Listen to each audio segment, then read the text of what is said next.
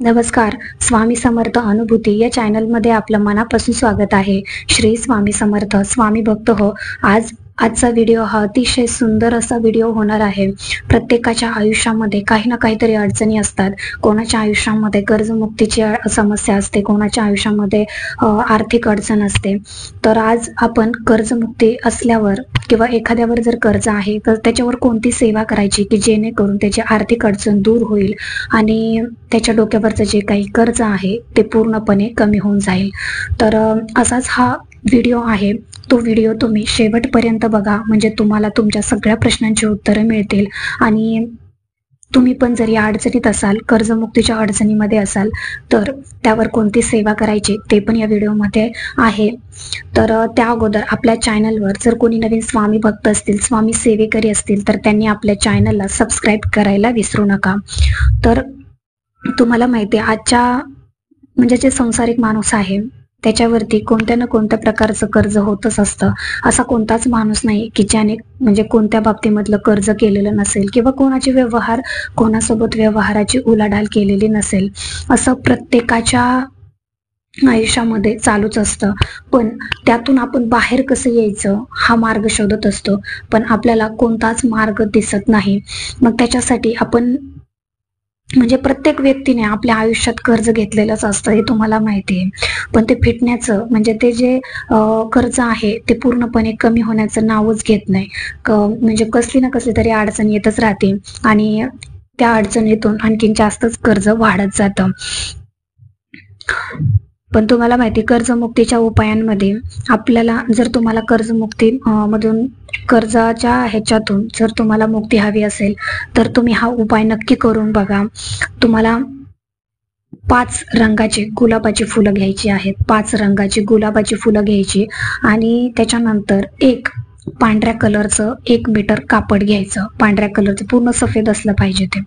त्याच्यानंतर सर्व ती गुलाबाची जी काही वेगवेगळी फुलं आहेत 5, ती त्या सफेद कापडामध्ये बांधायची, ठेवून द्यायची आणि 51 वेळा गायत्री जप म्हणायचा. तुम्हाला माहिती गायत्री मंत्र काय आहे तो? ओम तत्सवितुर्वरेण्यं भर्गो देवस्य धीमहि धियो यो नः प्रचोदयात्. हा गायत्री मंत्र आहे, जप आहे.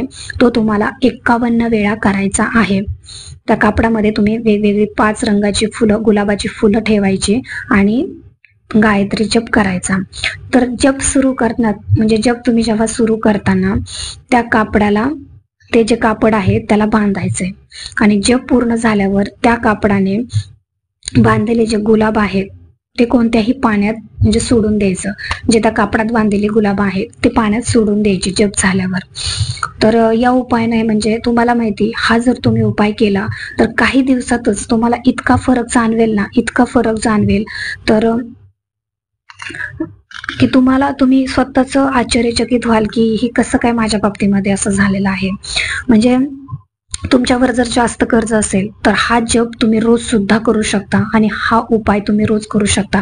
काही लागत नाही त्याला, फक्त 5 गुलाबाची फुलं लागतात वेगवेगळी आणि 1 पांढऱ्या कलरचं कापड लागतं आणि फक्त तुमची मेहनत आहे. 51 वेळा तुम्हाला गायत्री जप करायचा आहे. बस एवढ्या 3 गोष्टी असतील तर तुम्ही ती कधीही करू शकता. त्याला काहीही नियम अटी नाही आहेत.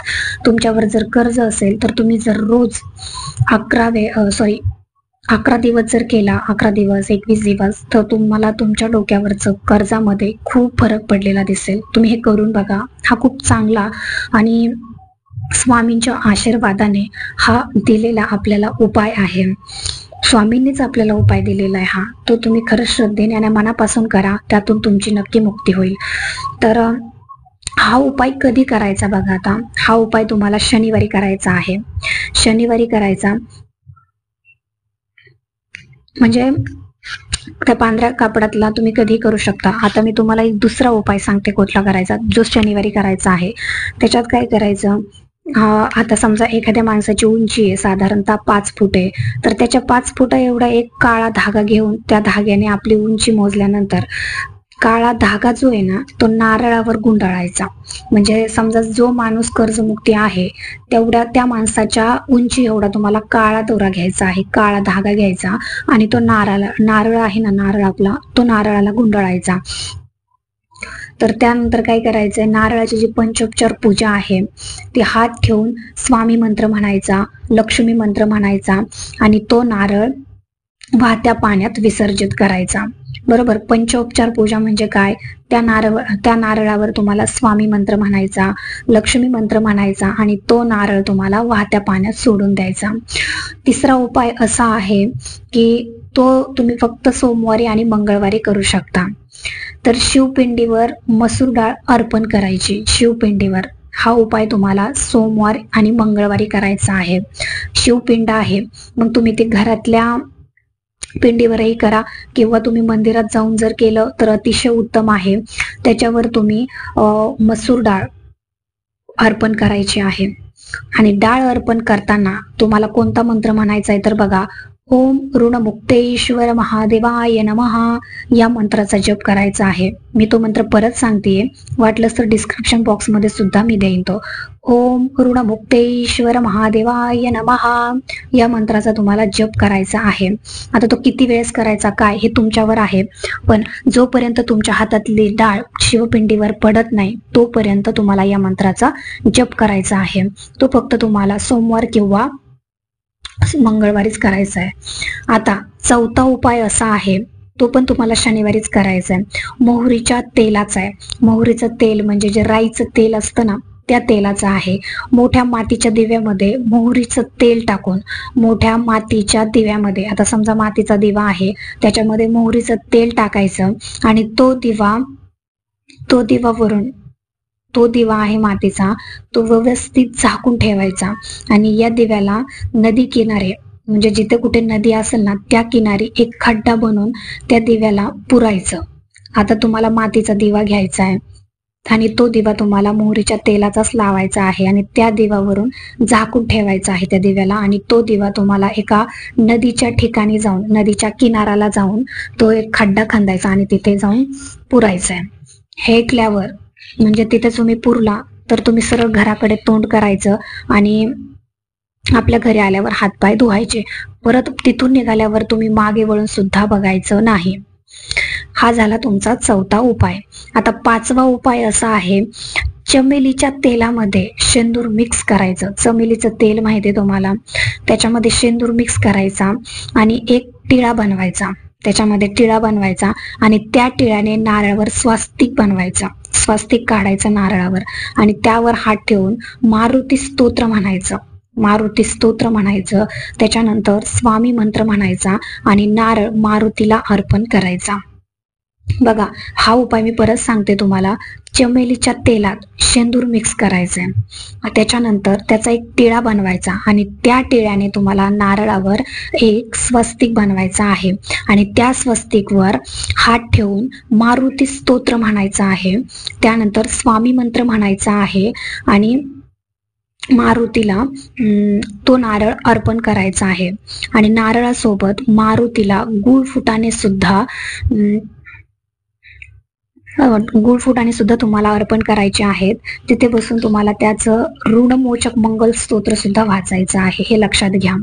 मारुतीला तुम्ही ते नारळाचा मंत्र वगैरे अर्पण केला तर त्याच्यानंतर तुम्ही मारुतीला नारळासोबतच गुळ आणि फुटाण्याचं सुद्धा नैवेद्य अर्पण करायचं आहे आणि तिथेच बसून ऋणमोचक मंगल स्तोत्र वाचायचं आहे. ते तुम्हाला गुगलवर कुठेही मिळून जाईल. तर वरील म्हणजे ह्या ज्या काही सेवा आहेत मी तुम्हाला ज्या 4 ते 5 उपाय सांगितलेले आहेत त्या सेवेचं अतिशय उत्तम असं फळ मिळतं. ह्या 5 उपायांपैकी तुम्ही कोणताही एक उपाय करू शकता किंवा 5 पण जर केले तर अतिशय उत्तम आहे.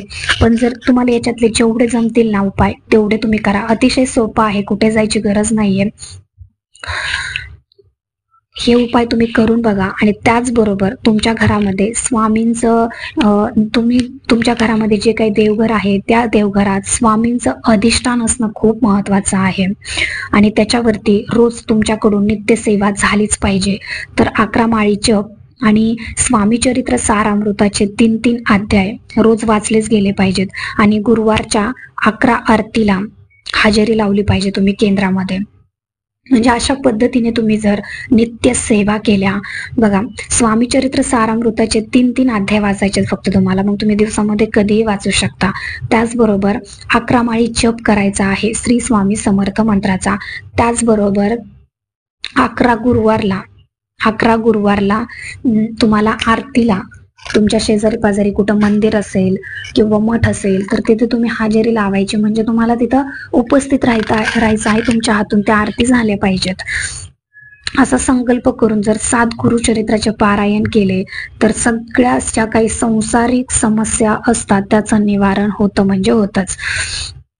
आता ह्याच्यावरती बघा तुम्हाला खूप काही सेवा सांगितलेल्या आहेत किंवा उपाय सांगितलेले आहेत. त्याच्यामधून तुम्हाला सांसारिक अडचणी आहेत त्या दूर होण्यासाठी तुम्ही 7 गुरुचरित्राचे पारायण करा. त्याचबरोबर कर्जमुक्तीसाठी सुद्धा तुम्हाला हे 5 उपाय सांगितलेले आहेत, ते सुद्धा करा. अशा पद्धतीने तुम्ही जर सेवा केल्या तर त्या सेवेचं फळ तुम्हाला अगणित असं मिळेल. खरंच खूप छान असा अनुभव म्हणजे यातून तुम्हाला मिळेल आणि तुम्ही ज्या संकटात आहात ना कर्जमुक्तीच्या, त्यातून सुद्धा तुम्हाला सुटका झाल्याशिवाय राहणार नाही. तुम्ही हा अनुभव स्वतः घ्या. हा उपाय केल्याच्या नंतर तुम्हाला स्वतःलाच अनुभव येणार आहे. तुम्हाला म्हणजे समजा जर तुमच्यावर करोडो रुपयाचं जरी कर्ज असलं तरी सुद्धा तुम्ही घाबरून जाऊ नका. जसजसं तुमचा हा उपाय रोज तुम्ही कराल ना तसं तुमचं कर्जाची जी काही तीव्रता आहे ती पूर्णपणे कमी होत जाते आणि एका पॉइंटला असं येऊन जातं की एक दिवस ते कर्ज पूर्णपणे कमी झालेलं असतं. म्हणजे असं नाहीये की पैसा आपोआप येतो, तुम्ही त्याचबरोबर मेहनत सुद्धा करा, पण त्या मेहनतीला जो काही लक्ष्मी प्राप्ती असते किंवा येण्याचा जो काही योग असतो, उगमस्थान म्हणतो आपण, तो पूर्णपणे आलेला असतो. म्हणजे पूर्णपणे तो मार्ग आहे ना तो मोकळा झालेला असतो.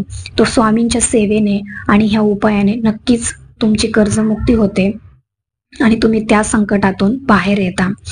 तर हा छोटासा उपाय होता, छोटीशी सेवा होती, पण अतिशय महत्त्वपूर्ण होती. तर ही सेवा तुम्हाला कशी वाटली मला कमेंट करून नक्की सांगा आणि आवडली असेल तर आपल्या चॅनलला लाईक, शेअर आणि सबस्क्राईब करायला विसरू नका. तर भेटूया अशाच एका नवीन व्हिडिओसोबत. तोपर्यंत सर्वांना श्री स्वामी समर्थ. धन्यवाद.